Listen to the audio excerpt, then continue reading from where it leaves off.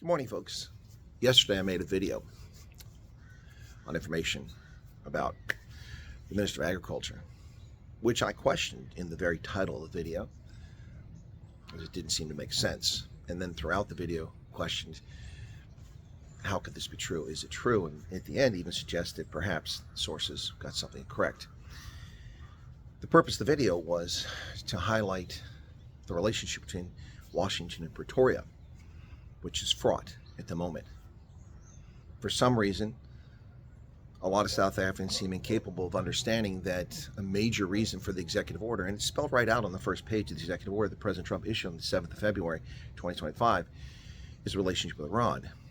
Why would people be doing things to upset the effort to rebalance that relationship between Washington and Pretoria?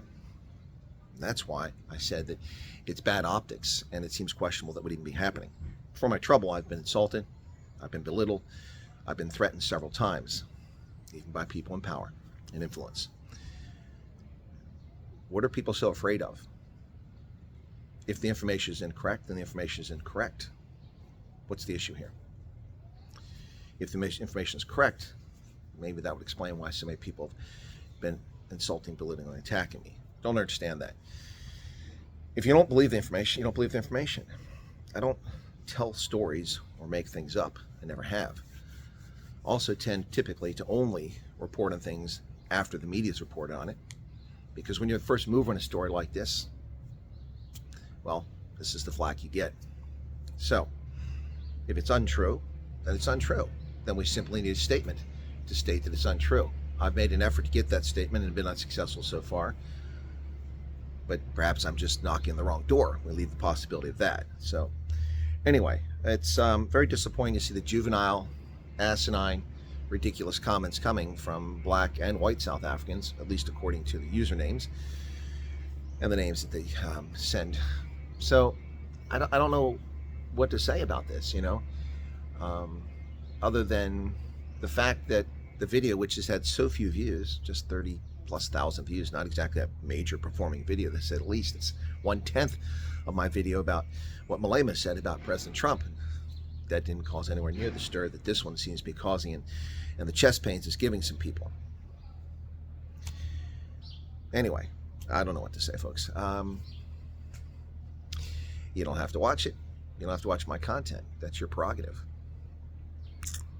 My mission is not to write novels. My mission is not to upset people. It's funny that in some of the comments, people said, you're known for being anti-DA. What planet are these people on? What socks are they smoking? Anti-Democratic Alliance? I'm the guy that in 2021 suggested you go vote and vote en masse.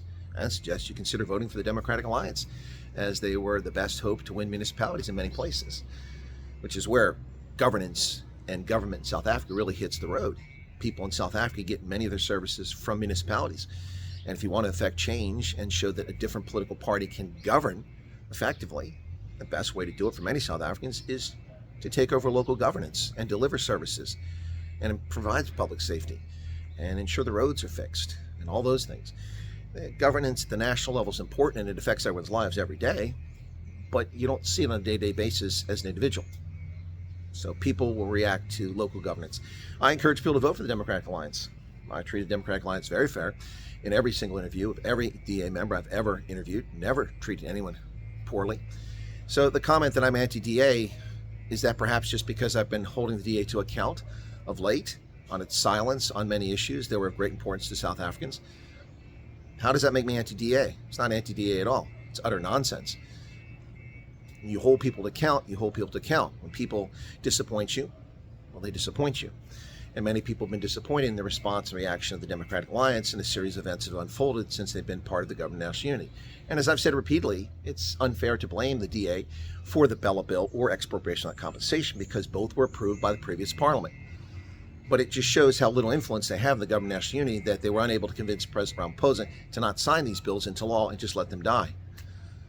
That's a fair statement as well. So those of you who think that I'm anti-DA, you're really not paying attention here. And criticism is not dislike. It's also not like. It's not my role to like or dislike the Democratic Alliance.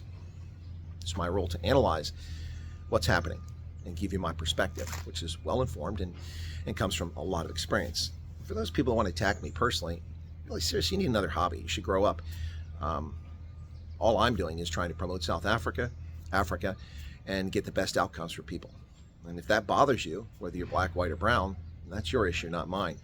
And it's sad to see people whose parochial interests are potentially influenced by something to behave in such a fashion. But you can't account for people's behavior.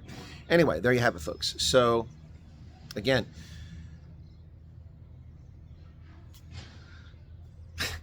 what can we say about it? Anyway, I don't know what to tell you. It's a video that has virtually no views, and some people are absolutely losing their mind over it. I made no allegations in the video. I reported what sources said, and I questioned that throughout the video, including the titled video, and used the subjunctive case in my comments and in the description of the video. Subjunctive, it's conditional, doesn't mean factual or a statement of something happening.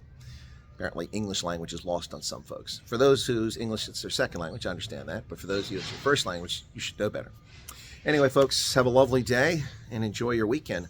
Have a week, and we'll catch you later on. Cheers.